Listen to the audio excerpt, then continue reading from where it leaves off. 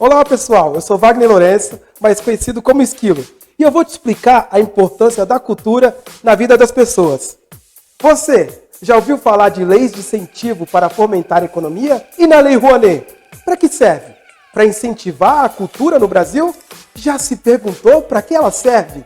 Afinal, temos coisas mais importantes como saúde, educação, segurança, não é?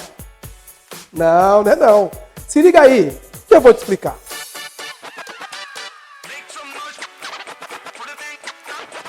A Lei número 8.313, de 23 de 12 de 1991, instituiu o Programa Nacional de Apoio à Cultura, com a finalidade de contribuir, promover, estimular, apoiar, valorizar, difundir, proteger, salvaguardar, preservar, desenvolver e priorizar o produto cultural originário do Brasil. Entendeu?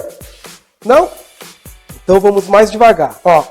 O PRONAC serve para captar e canalizar recursos para a cultura, modo a contribuir para facilitar o livre acesso às fontes de cultura, promover e estimular a produção cultural e artística brasileira, apoiar, valorizar, difundir manifestações culturais e seus respectivos criadores, proteger as expressões culturais dos grupos formadores da sociedade brasileira, salvaguardar a sobrevivência e o florescimento de modos de criar, fazer e viver da sociedade brasileira, preservar os bens materiais e imateriais do patrimônio cultural e histórico brasileiro, desenvolver a consciência internacional e o respeito aos outros valores culturais e outros povos e nações, e priorizar o produto cultural originário do país.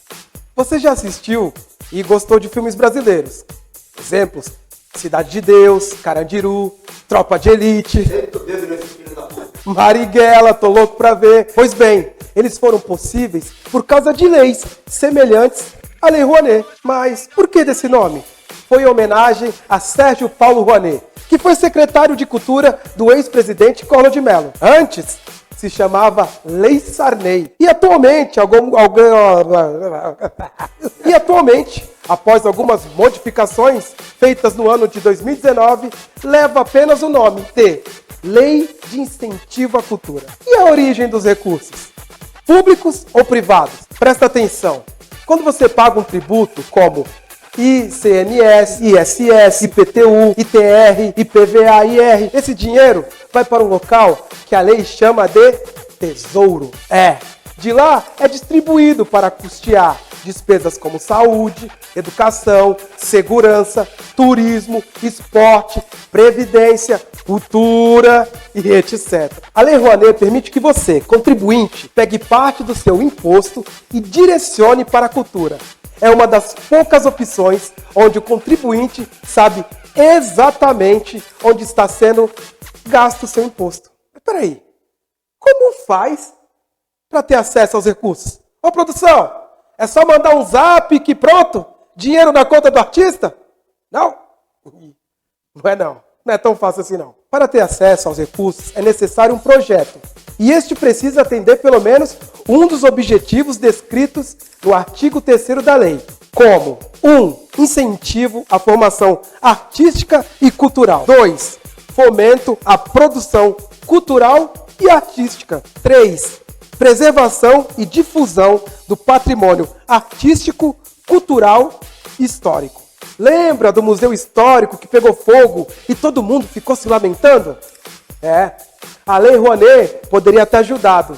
E, é claro, ter evitado todo aquele desastre. 4. Estímulo ao conhecimento dos bens e valores culturais. 5.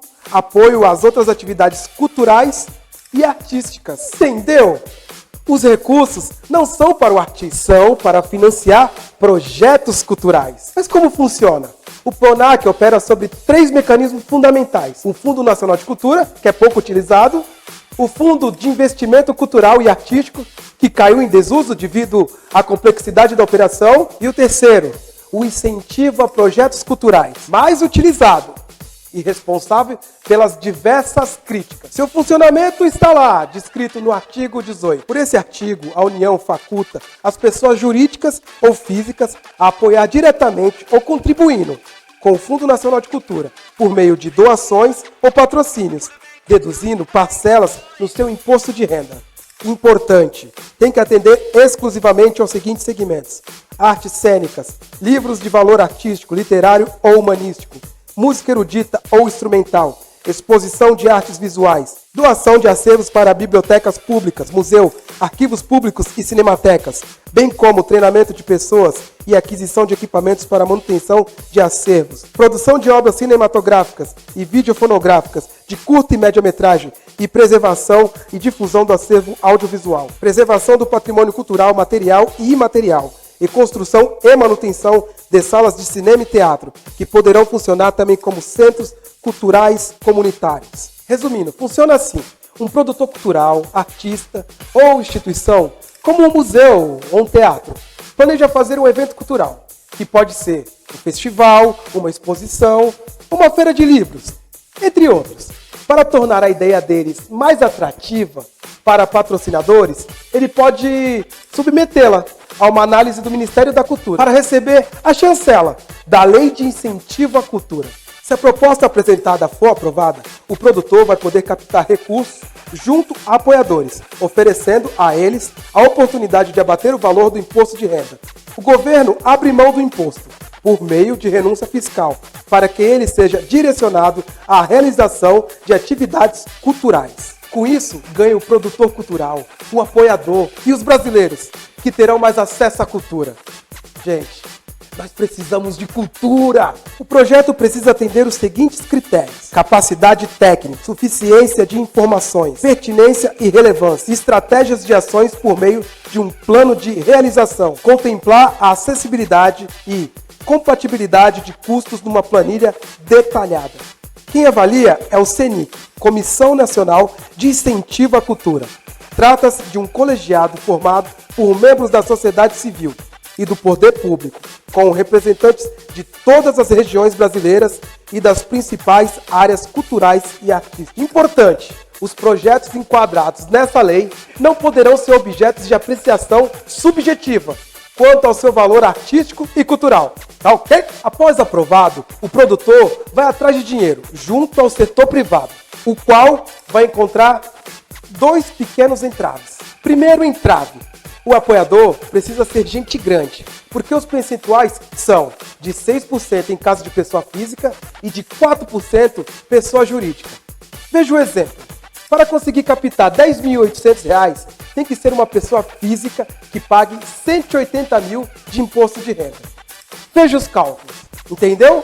No caso de pessoa jurídica, esse valor sobe para R$ 250 mil de imposto de renda. Segundo entrave: convencer as empresas a participar não é fácil. Não é, nunca foi.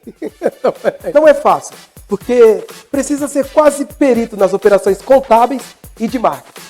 Por isso, é tão comum empresas estatais e bancos liderarem a lista de patrocinadores. Mas qual a vantagem de patrocinar? Uma delas é ter a sua marca agregada ao evento e usufruir da mídia. Traduzindo, propaganda.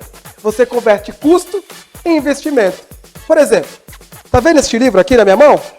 Olha aí, vários selos de incentivo nele. Achou que é fácil, né? Captar recursos com a lei que dá dinheiro aos artistas? Calma, que ainda tem mais dificuldade. Primeira, a liberdade para a empresa escolher qual projeto quer apoiar. Assim, a cultura que o país produz fica restrita à vontade daquilo que as grandes corporações querem. Segundo, concentração de recursos em grandes artistas, nas grandes metrópoles. Ninguém quer apoiar projeto desconhecido em cidades pequenas. Precisamos descentralizar, distribuir por todo o país. A saída seria enviar os recursos para o fundo e ele sim distribuir. Concordamos que a cultura não deve pertencer ao Estado, mas o Estado deve intervir para que a cultura persista. E terceiro, alguns críticos dizem que esta forma de financiamento deixa de lado o estímulo por não importar a bilheteria. Na visão de alguns, os grupos deveriam viver de bilheteria, mas formar público não é fácil. O Brasil não tem cultura de bilheteria. Somente os grandes projetos conseguem atrair multidões. O melhor dos mundos é integrar leis de incentivo, patrocínios e emendas parlamentares. Mas o que todos precisam compreender é o seguinte. Primeiro, o dinheiro não é para pagar o artista, é para financiar o projeto. Segundo, o volume de dinheiro aplicado não é absurdo, em comparação a outros modelos de incentivo, como o Simples Nacional, agricultura, agroindústria, Zona Franca de Manaus e, é claro, o setor automotivo. A Lei Rouanet não chega nem a 1%. Um estudo da Fundação Getúlio Vargas, encomendado pelo Ministério da Cultura, mostra que a Lei Rouanet não só impulsiona a economia criativa brasileira, como gera dividendos para todo o país. A cada R$1 investido por patrocinadores, R$1,59 retornou para a sociedade, por meio de circulação financeira e uma extensa cadeia produtiva, que vai desde a equipe contratada para a construção de um cenário até transporte necessário para a montagem de um show. Significa geração de empregos diretos, ligados ao evento. Trabalhadores na área da limpeza, segurança, som e iluminação. Mas os indiretos, no comércio em geral, bares, restaurantes, ambulantes, estacionamentos e até hotéis, movimentando o turismo. E por último, o terceiro ponto que precisa ser compreendido. A finalidade é garantir a diversidade dos projetos, mas ainda não consegue em relação aos produtores. Pequeno produtor tem grande dificuldade devido à complexidade do procedimento em si e a sua aplicação. Antes que eu me esqueça, o artigo 26 prevê outra modalidade, diferenciando em porcentagens as deduções legais. O artigo 27 da lei fala sobre o conflito de interesse. O artigo 28 fala sobre a proibição e a intermediação por meio de atravessadores, mas não afasta a possibilidade de uma empresa ser contratada para elaborar o projeto. Mas muito cuidado com as propagandas. Quando você vê por aí, eu aprovo o seu projeto em 3 dias, essas coisas, não acredite. Entenderam para que serve uma lei de incentivo? Neste caso, ela serve para incentivar a cultura, gerando emprego e movimentar a economia. A cultura faz as pessoas saírem de casa, ter novas experiências, interagir com diversas situações, aliviar a carga do dia a dia no trabalho, se desenvolver e evoluir como um ser humano. Os governos precisam dar estrutura para a criação de projetos para captar recursos no setor público e privado, incentivando os pequenos produtores. Cultura gera emprego e renda. E uma coisa não tira a importância da outra. E aí, gostou do vídeo? Então compartilha, faça essa mensagem chegar ao máximo de pessoas. O Brasil precisa de muitas coisas e uma delas, com certeza, é a cultura.